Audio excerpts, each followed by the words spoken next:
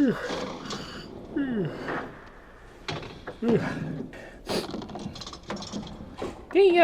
what time is it?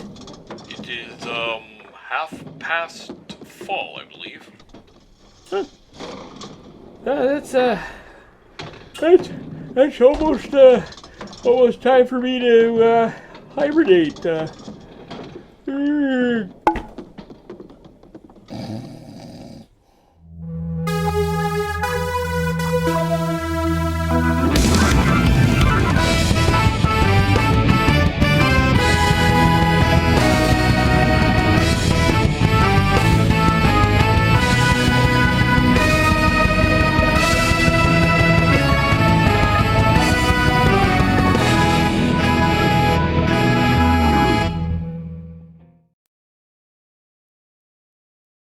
He really sleeps through these, huh?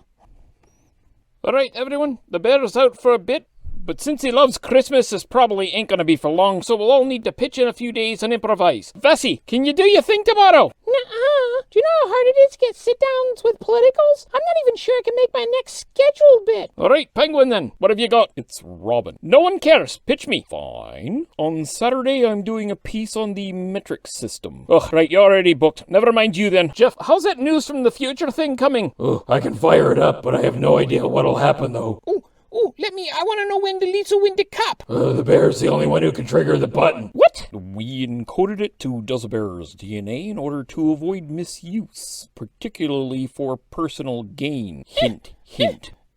Feelings hurt. Shut it. Ugh. Sorry. Well, how about your cranky Scotsman bit? You could do that. That, as you put it, is where I field calls for the bear to answer questions. I'm not sure if you've noticed, but he's sleeping like a log. And short of lighting him on fire, that's nae good television. Well, don't even ask me then. Chief, don't call me that. I could do a youth report. Oh, and what would that be then? Well, I don't know. Hanging out, chilling, playing video games, snacks, bopping, that kind of stuff. So, I want to be diplomatic here, so let me be very clear. Pass! Hard pass! Get lost! Sir Patrick! Can you improvise us a bit of something for tomorrow? Of course, good sir. Just give me the script and I'll be all over that like a rotund youngster on Smarties. No, it's improv. That literally means no script. You'll wing it. I, sir, am an actor. I've spent decades with the Royal Shakespearean Theatre. I have BAFTAs and various other awards. Well, nominations, eh? I've done Beckett for Her Majesty and Joyce for His Holiness. I do not improv. I've never seen any of those. I don't even know what those are. Do you know what those are? Ugh. Look, everyone, I'm hearing a lot of no people. That won't do. There's no I in team, so we need a solution. Technically there is. What now? An I in team. T-E-A-M. Where in Hades do you see a bloody I in that? It's in the negative space of the letter A. Not only does it provide an I, but it even has the tittle or dot above the lowercase version. The I is in the A-hole. You said a-hole.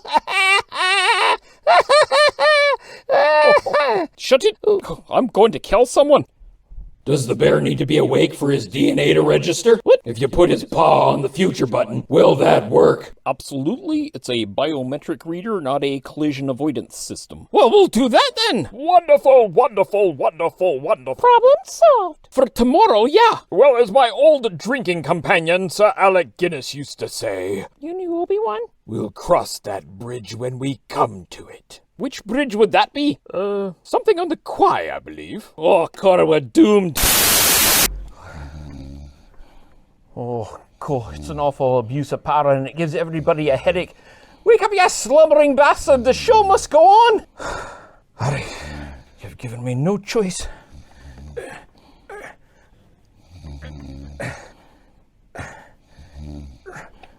Line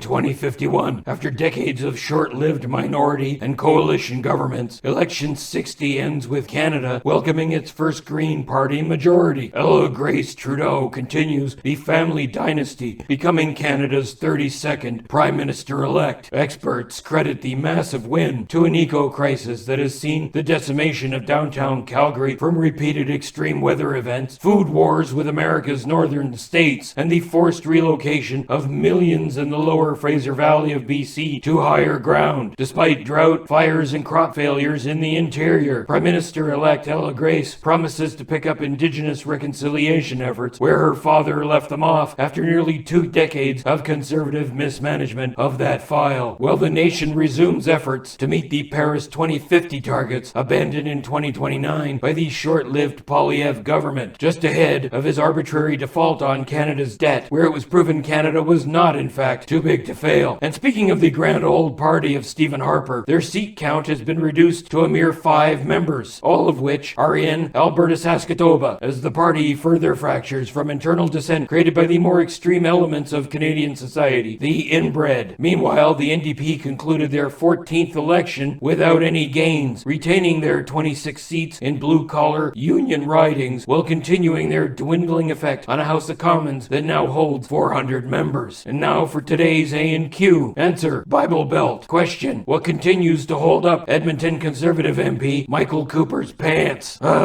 And that's news from the future. Metric has been officially adopted by every nation on the planet except Myanmar, Liberia, and someplace mistakenly named the United States of America. And considering the state of the US education system, their failure to adopt metric is odd. The metric system is not only entirely based on tens, it's also mostly based on water. It is in fact a system so simple to grasp that even the Australians get it down under burn. For example, a 10 centimeter cube, which is 1 cubic centimeter or 1,000 cubic millimeters, holds 1 liter or 1,000 milliliters of water, and that weighs 1 kilogram or 1,000 grams. It boils at 100 Celsius and freezes at 0. And it takes 1 calorie of energy to raise water in a 1 millimeter cube, which is both 1 millimeter and 1 gram, by 1 degree Celsius, meaning it takes 1,000 calories to raise 1 liter by 1 degree Celsius. By comparison, under the imperial system, it takes 8.35 BTUs to raise 1 gallon of water a single degree of Fahrenheit, a BTU being 1055.06 joules of energy. Clearly, metric is simpler. So simple, one can calculate it using their head and the fingers of both hands, while imperial requires a series of conversion charts and a calculator, even for the simple stuff. Metric is so precise, interchangeable, and useful that even in America, it's used by science, medicine, electronics, the military, automobile production and repair, as well as in international affairs. It's so elegant and simple that one would think it could only be something invented by the French, which it is. I used to have a foot fetish, now I'm totally into the metric system. Yuck, yuck, yuck, yuck. I don't get it. Hello and welcome. I am your host, Patrick Viechev, and this is Cinema Spotlight. Long before there was CGI, even before green screen and optical effects became the film burger helper of their day, there was acting. And while some have marveled at the likes of Thomas Hanks, Ms. Halle Berry and such reincarnating their way through Cloud Atlas, or Michael J. Fox McFlying around multiple characters in Back to the Future II, they're not but gimmicks standing on the shoulders of a great man that some only know by his association with a commoner's space franchise, I am, of course, speaking of Sir Alec Guinness and his multi-part and multi-layered performance in the delightful cinema classic Kind Hearts and Coronets. Sir Alec shifted easily in the narrative from the Duke Atherall to the banker, the Reverend Lord Henry to General Lord Rufus, from Admiral Horatio Gascoigne to the young Henry, and even cheekily playing Lady Agatha Gascoigne and Lord Gascoigne in the same scene. A treasure. First released on the 13th of June in 1949 in the United Kingdom, it was well received by the critics of the day, and has continued to receive favorable reviews in the decades to follow. In 1999, it was number 6 in the British Film Institute's rating of the top 100 British movies of all time, and in 2005, it was included in Time's list of the top 100 films since 1923. It's all the more fascinating that Sir Alec does not play the lead, a part slyly handled by Dennis Price, where he, as the son of a woman disowned by her aristocratic family for marrying outside of her social class, decides to take revenge on the family after his mother's death so he can secure the birthright of his dukedom by murdering the 8 people ahead of him in the line of succession to the title.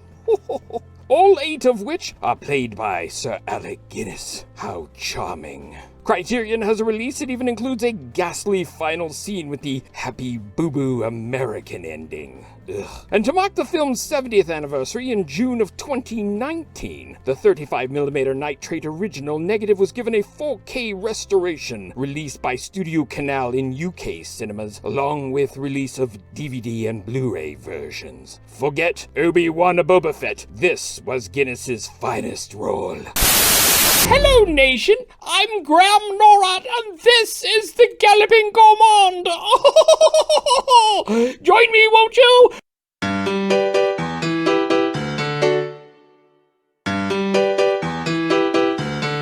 You may be wondering what the difference is between a gourmet and a gourmand. Oh, it's simple, really. The gourmet slaves in the kitchen making the perfect meal, and the gourmand eats it. They do all the work, and I get all of the reward. Isn't that marvelous? Of course it is. Now, it should be no surprise that I love the continental way of dining. It's so European, particularly the French. So I thought we'd start the first show hitting a French meal, but in reverse, starting with the final course. And no, I don't mean dessert. I mean cheese. Truth be told, my sort doesn't actually fixate on cheese the way people might think. And the best way to entice most of us is actually with something crass and common like peanut butter. Ghastly. And a common mistake some make is trying to tempt us with soft cheeses. Mozzarella is great on a pizza, but the soft cheeses run through us like a Trump lawyer through the truth. That's a cheeky political joke. I find the best cheeses are hard cheeses, or at least semi-hard. I'm so cheeky, aren't I? Show no, wait. Oh, ooh la la. Cheese is down. Cheese. I find the best cheeses are hard cheeses, or at least semi-hard. These are cheeses that have undergone a washing process to remove excess whey, which makes them lower in lactose and fat. You know, so they don't rush directly to the thighs. Am I right, ladies? I love a good Colby cheese, be it cow or goat. Red Leicester is another favorite, but I divine a Gouda, Appenzeller, Emmental, or Gruyere, particularly on a cold December night with a glass of red or white. And if you really want to feed them, wait for it. Don't forget to eat them. Yes, join me next time on the Galloping Gourmand and I'll show you my nuts. In a world where extreme partisanship tries to divide everyone, where people like Pierre Poilievre and Ted Cruz can earn millions spouting stupid talking points and lies, and where context isn't even a thing anymore. One bear carves out his place in the middle, promoting what one internet troll called centrist propaganda? Really? Like speaking from where the majority of people actually are on the political spectrum is actually a bad thing? Or dangerous? Seriously? Some idiot actually said that? Oh, where was I? Oh yeah, does a bear? Does a bear talk politics? Does a bear know history? Does a bear know the trivial things each day commemorates? Does a bear do a daily show about all that? More importantly, does a bear digest chips? Wait, what?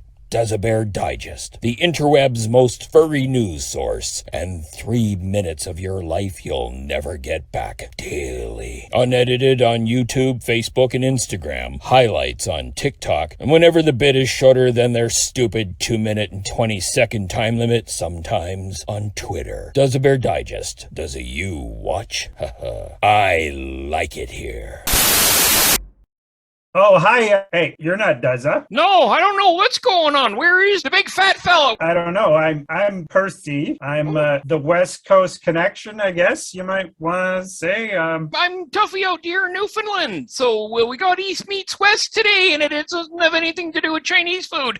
Where are you knit? Usually in my rocker. I kind of crochet. I don't really knit. No, that's not what I mean.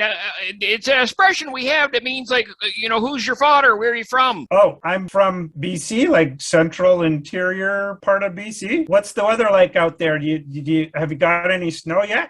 We've had a wee bit come in and then it went through, but right now we're dealing with a deluge of the rain. We got what's called a storm parade coming up the East Coast there, a bunch of nor'easters. Oh yeah? Well, you don't have to shovel rain at least. No, that's true, eh? You don't. I went out the other day, my car was covered with snow and I was trying to scrape the windshield clear and I didn't have my scraper, so I looked in my wallet and I found a discount card and I used that. I only got 20% off. No, that's funny. Yeah, and the other day I walked into the house and the door was open and all the windows were open and everything was gone. I thought, wow, who would do that to an advent calendar?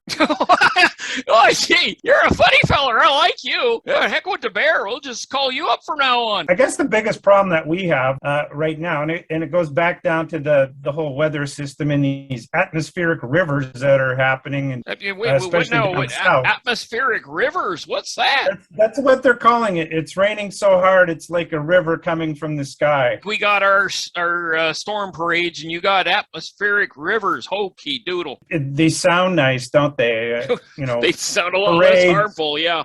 Parades and rivers, yeah. Well, the main problem that we have is the transportation of goods and services up here. So people get a little crazy, they go nuts and they hoard stuff and everything, and you can't really change it. It's terrible that people just don't even bother thinking about each other anymore, eh? I guess this brings out the worst in people too, so. Yeah, a little too much every man for himself these days, if you ask me. Yeah, the only thing worse, I think, in British Columbia is the Vancouver Canucks. Oh, well, anyway, it was good talking to you. Yeah, Tuffy, you have yourself a Merry Christmas there, Percy. Yeah, you too, Tuffy.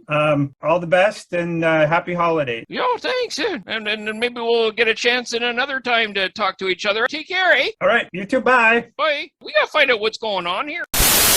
Oh, look, eh? The set is clear and the thingy with the red light is on. What does that mean, eh? Remember the squirrel said they needed shows, eh? So, no one is around, so let's do one. Our own show? Beauty. Let's do it. Go on, do the thing. Oh, good day. Good day, eh? Welcome to our show, Beaver's Corner. Do the theme. Oh, gee, eh? I didn't practice and we don't need no lawsuits.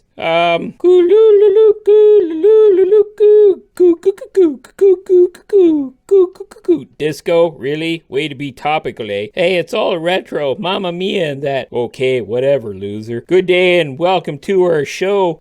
What's the topic, eh?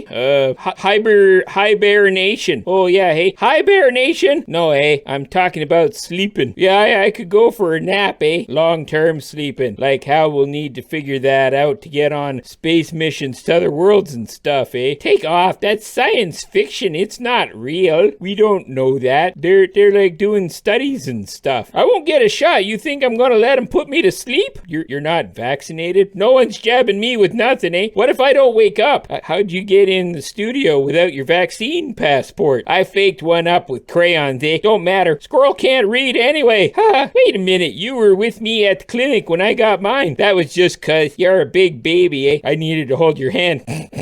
I saw them jab you, eh? Nah, that was faked, eh? Like the moon landing. Take off. You are too vaccinated. Shh, don't tell anyone. I can't get in this bar if I'm like wearing a mask and stuff. You're hanging around with unvaccinated COVIDiots? I'm hanging around with you. What could be worse? You hoser. I'm immunosuppressed. What if you kill me? Then it's my show, eh? Whoa. Oh yeah, so this works too. Good day, eh? Welcome to my show. Okay, eh? Come back, eh? I was like only kidding. I don't want you dead. You're like a brother to me. I am your brother. Luke, I'm your father, eh? Beauty. Oh, beauty. Hey, do you think this thing is made out of like wood? Nah, it's like a pressed laminate. You just get gas. I'm willing to give it a shot. Oh, geez, eh? Yeah, that'll leave a bad taste in your mouth. Nation, a half-century ago, critics complained that Sesame Street was damaging our youth by perpetuating Madison Avenue's obsession with short attention span theater and sound bites. Now, social media and Twitter anxiety are the #1 cause of decline in the skilled use of the English language. Youth speak, and for those over 20 or people so unhip it's a miracle your bum hasn't fallen off, that means youth speak is the reason we're living in a society where misunderstandings abound. People live and stay in their own custom-tailored bubble of misinformation. Anxiety and depression are at an all-time high. Happiness is at an all-time low. Motivation and effort are repressed. And everyone appears to be out only for themselves. But now is the time of the year we're supposed to put all that aside and try to remember each other. I say, let's do it. Not because it's Christmas, not because we think we have to, but because random acts of kindness, paying it forward and focusing on helping each other almost instantly does more to help ourselves. So let's do it without any expectation of a thank you, a return in kind, or even acknowledgement. You know, leave a donut on someone's desk in another part of the class, or even another classroom, and never let them know that moment of joy came from anyone in particular. Give $1 to the guy on the street, and push out your bias as to where it may be spent. Celebrate the season of Advent with 4 weeks of little graces, regardless of whether the big grace at the climax of the season is your goal or not. Let's see if we can't change the world, or at least brighten it up a bit, even if only for a few moments. Ugh, you guys suck! Whatevs.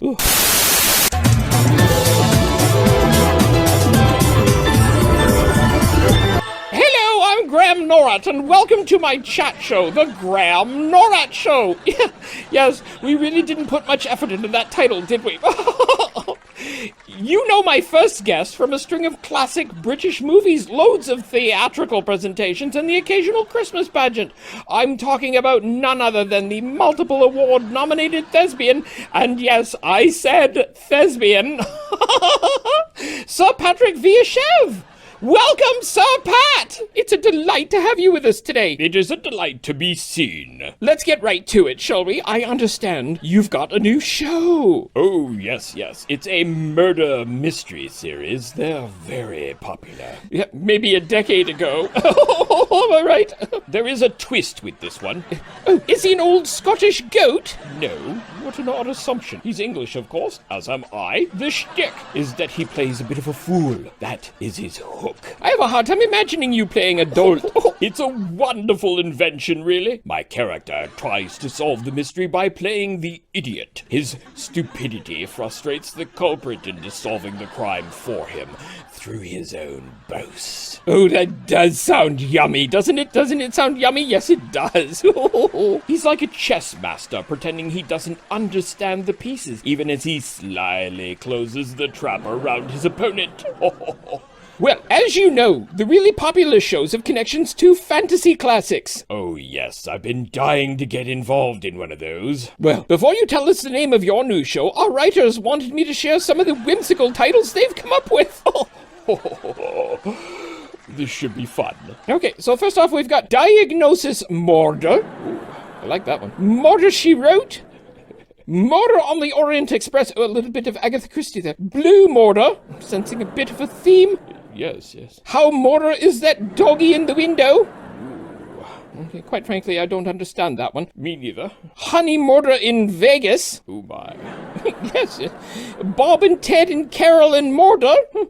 A Midsummer Night's Murder. Oh, I rather like that one. I know, it's got a sort of ring to it, doesn't it? There's also Harold and Murder, Murder and I, and finally, Murder at 1600. I would assume that's something political. American, maybe. Whimsical indeed. So, what is the title of your show? Oh, Inquisitive Goat. That doesn't have murder anywhere in it. No, isn't it delightful? Oh, I can't wait. Do we have a clip? Yes. Do we have a clip?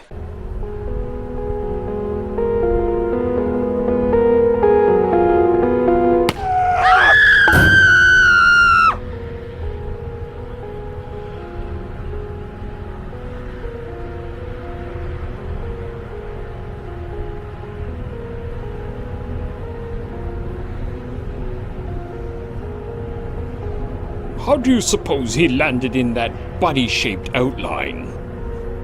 What? No, they put that after he fell from that 10th floor balcony up there. 10th floor? Are you sure? Well, I presume from the impact. Well, I certainly would know about such things. I'm just a poor country yokel. And you are?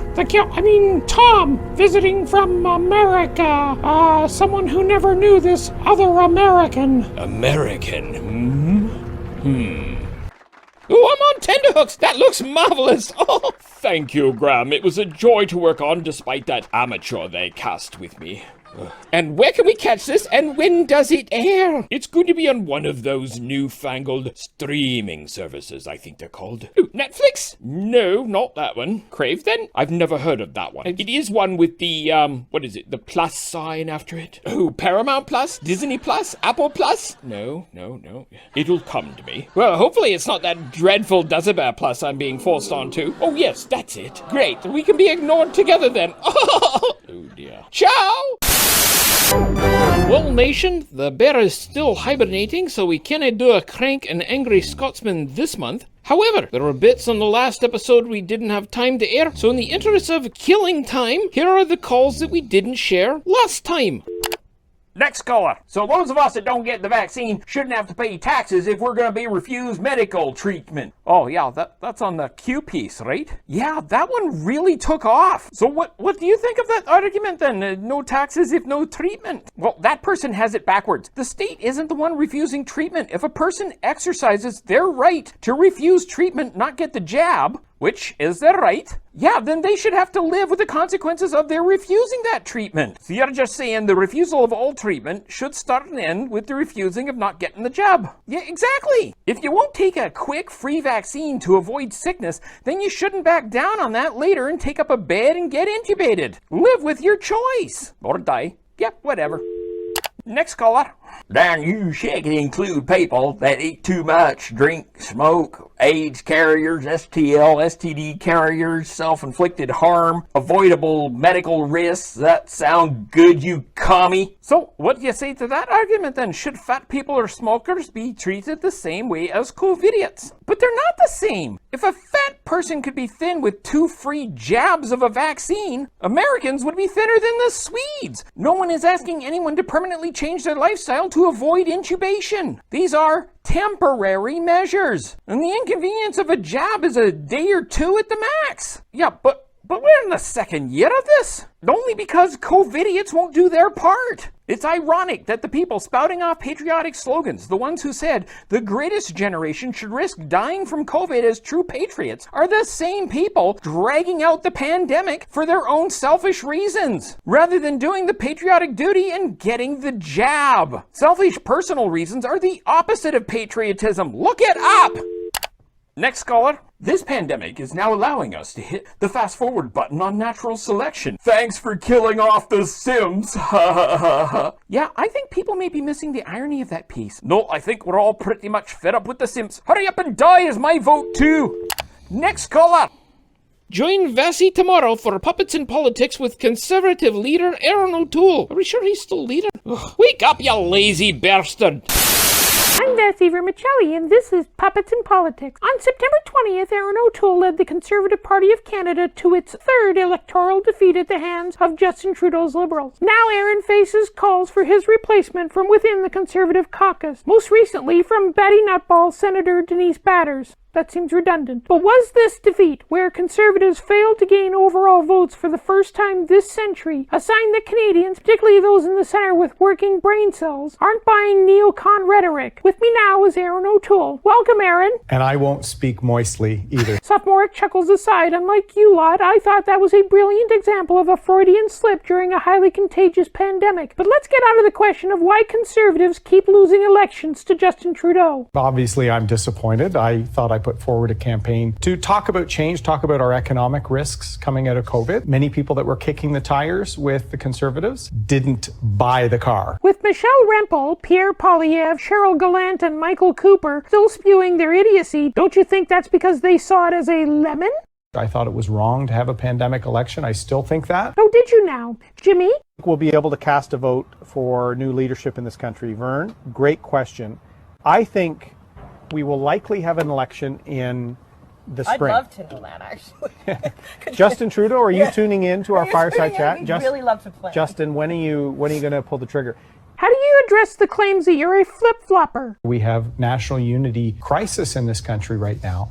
No, we don't. In fact, all the modeling says that except for Alberta and parts of Saskatchewan, the nation is consistently leaning towards progressives, while your party wants to take Canada back. If I counted all the people saying, hey, I voted for you, we need to replace Mr. Trudeau, I wonder how I lost the election. You get there are millions of Canadians in this country, and since your party vets attendees at your rallies and speaking engagements, you're not hearing from any of those outside your circle jerk bubble. The only people willing to talk to you are those who hate Trudeau, which is a tiny minority of people in this nation. You get that, right? We were doing very well in the middle when we were talking about our economic recovery. We're talking about inflation, which is again hitting records today. But everywhere has inflation. It's a byproduct of the pandemic, not a policy of Justin Trudeau. Don't you think Canadians both see through and are tired of that sort of unhelpful finger pointing? People are very dissatisfied with Mr. Trudeau. Since the Liberals aren't a single-person party like the Conservatives were under Stephen Harper, this government has kept its eye on the ball. So the question is, why aren't Conservatives moving to the center where the votes are? We need to make sure those communities know we're taking issues they care about seriously and that we have conservative solutions. Your solutions are to reverse progress. Most Canadians don't want that. In fact, the highest percentage of voter in any recent election has rejected your party.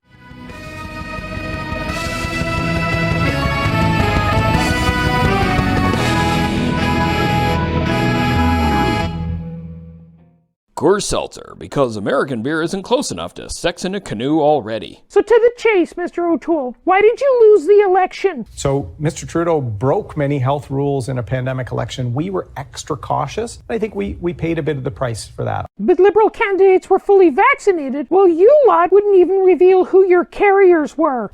We did not politicize vaccines. No. When you allow candidates to campaign without being vaccinated, and you have MPs who still aren't, then you are absolutely politicizing vaccines by allowing your representatives to reject science. And that is a conservative partisan tactic on both sides of the border. I look at the difficult situation with healthcare workers. You know, we see shortages, we see burnout. Should we be trying as much as possible to deal with hesitancy without pink slips? Hold on there, Aaron. This pandemic would be completely contained if and only if everyone got vaccinated. Tolerating hesitancy is why we're still dealing with COVID. Enough is enough. We also think, though, that we have to look at not dividing people on this issue. It is difficult to see places where we're seeing people terminated, where in some cases, I think if we work smart and use all tools we have, we could probably avoid these sort of confrontations with just not politicizing vaccinations. For a tough-on-crime party to be so soft on a life and death health crisis that has caused the biggest economic crisis since the Great Depression guts confidence that you people aren't just a bunch of wishy-washy muppets. When I launched a very comprehensive climate change policy that has a price on carbon but not a carbon tax. Flip-flop, there's no difference. You see that, right? You ran for leader as a true blue Tory, but throughout the whole election you were bouncing around the spectrum more than Sven Robinson did during Pride Week. Still as true blue today as I was then. That statement would be accurate even if you've never actually been a blue Tory, which is what many in your party are now claiming. How do you respond to that? Our country needs a stronger economy, a prosperous future, an ethical government, and they're not getting that with the Trudeau Liberals. This coming from a party that had sitting MPs serve jail time for election fraud. We have job shortages across the country. You know, it's time to end the CERBs. Yeah, the CERB ended months ago. Even the final part of it wrapped up 10 days ago. We really think it's time to wind down the CERB and transition all the national support programs into more targeted sector support. Which they've been doing for months now. Oh, I get it. You demand something they were already doing so you could take credit for something later you had nothing to do with. Sort of like Republicans voting against Biden's Build Back Better plan, then promoting it to their voters about how good it is for their communities. You've been taking notes from Jagmeet, haven't you?